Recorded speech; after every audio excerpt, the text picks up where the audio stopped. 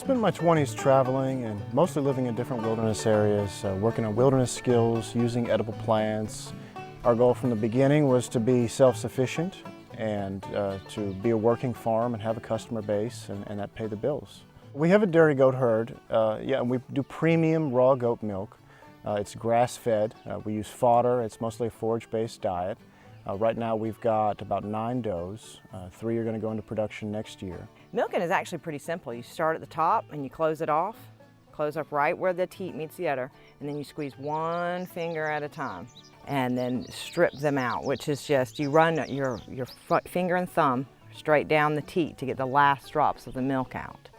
And then you'll again sanitize the teats with a teat dip to make sure that no bacteria is getting in. After you're done milking, the orifice actually stays open for anywhere from 15 to 30 minutes. You know, what we do here is we only sell surplus. We use the raw, we're the biggest consumers of our raw dairy products. My wife and I will drink a gallon of the milk a day. We love it, it's great for us. So if we can't find the customer base or something falls through, we're the main consumers. It's not a problem. Well, all the stuff that we produce here is organically grown. Grow a lot of beets, chard at this time of year. Beans and potatoes, peas, cabbage, collard greens, Brussels sprouts, carrots. Just about any garden vegetable, you name it, it's in my garden. Really, the home provides your needs. It's not simply a place for you to sleep and cook your meals, but it actually provides for you. I mean, that's really what homesteading is. And it can be done, it can be done in the city and it can be done on a huge ranch, but it's just, your home environment is providing for you. Fodder is grain that's grown hydroponically up into a grass. Usually it's fed at an intermediate stage where it's just starting to get green tips. But poultry, they'll eat it anywhere from sprouted all the way up to a tall grass. They'll just make the best of it. There'll be a little bit of waste. Ducks tend to do better with it. But you essentially can feed all of your livestock with fodder.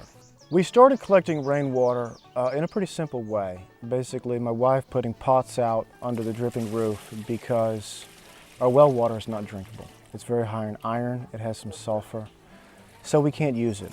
It is the only water that we use here for animals, for our consumption. It's used for everything. Our drinking water, we basically take the rainwater that is pumped into the house through a paper filter, and then we put it in a homemade charcoal filter.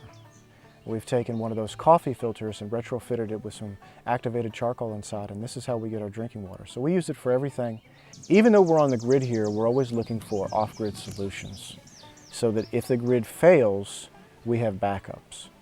And that is why we have the wood stove. We're not dependent on electricity for heat or for cooling. If the electricity goes, we can still get water. We don't have to worry about the well and the pump. And we basically are getting an almost unlimited amount of water right now for our needs. We have 2 types of gray water here. One is our fodder water, which is just the rinse water from our hydroponically grown fodder.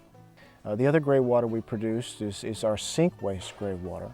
And that right now we're using to fertigate all of our pastures, which is very simple. We just have gray water tanks and pump it out, and there it is, and just every time we pump, move the hose.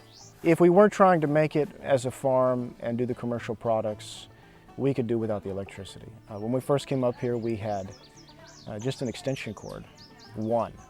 And I think we had 1 extension cord for the kids, and whatever you needed to use, you just plugged into that. And we made it fine. We do a special type of composting called thermophilic composting. And the reason is not so much because of the danger of human waste, but because of the quantity of sawdust that we use. We have 3 local mills where we can go get an infinite amount of sawdust for free, which makes a pretty good animal bedding, but it also makes the best cover material for the sawdust toilets inside, which are a part of our humidor composting system.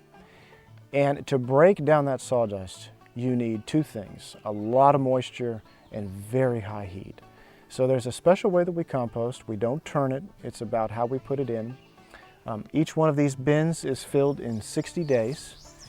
And then once they're filled and they're topped off, the standard protocol is to age them for about a year. We try and do things, we try to really fast track our compost by creating, when I go to uncover a bin and apply more, within a week it's already begun breaking down, turning black, and the heat is tremendous. So I think that we probably could get away with 6 months. I don't know. We'll have to experiment and see where it is.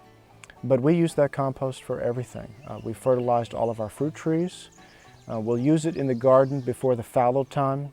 We take our garden beds after they've grown through the summer and sort of put them to bed, which is we come in and till, we add a tremendous amount of compost, some manure, you know, a hay, a cover material, kind of like a blanket, wet it down with gray water and leave it alone. But the compost we get out of it is excellent. It's a black, loamy, sweet-smelling compost. Great stuff.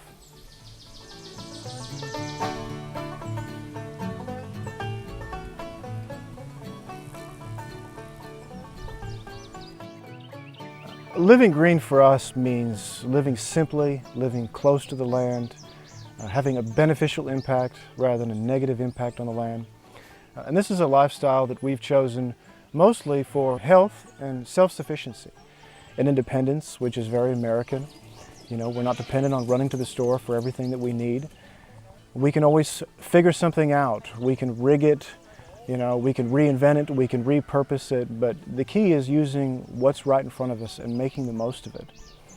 And for us, it's, you know, it's definitely been a learning curve. You know, you're scaling back your dependence on society and all of its goods, and you're increasing independence on what you can produce. But it's a good feeling and it's very satisfying, and hopefully one day we'll be 100% independent, and that's our goal here.